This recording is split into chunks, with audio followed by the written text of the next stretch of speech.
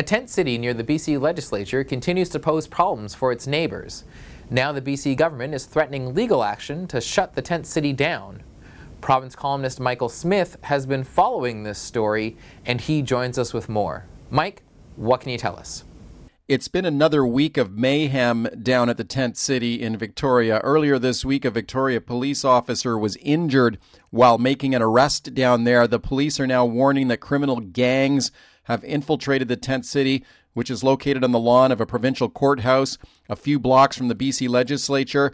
Another man says he was swarmed, assaulted, and robbed near the tent city. That was a few nights ago. This kind of stuff has been going on for 7 months down at this encampment. And what you're hearing now from the BC government is that the camp has reached a tipping point, and you will very likely see the BC government go back to court again in another attempt to secure a court injunction to evict the campers from the tent city site.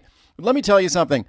The tipping point for this tent city came and went many, many months ago. All you have to do is go down there and talk to the people who live in that neighborhood, and they will tell you about the mayhem that they have been enduring since last November. I encourage province readers to check out an earlier column I wrote on this topic. It has the headline, "A Calendar of Chaos at Victoria's Tent City." An apartment building manager who lives right across the street has been keeping a daily logbook of the incidents. I got an exclusive look at it.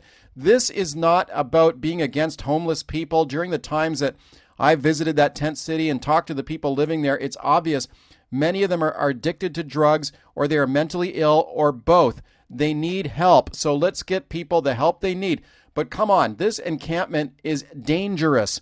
The BC Children's Minister, Stephanie Cadieux, wrote a letter pleading with her own cabinet colleagues to shut the tent city down because at least 2 young people had been sexually assaulted in the camp. That letter, it's just been released by the government. It was written in January. Now here we are nearly in June, and the mayhem continues. It's a disgrace that this camp has been allowed to go on for so long. Don't forget, it's on land owned by the provincial government. They failed to deal with it effectively.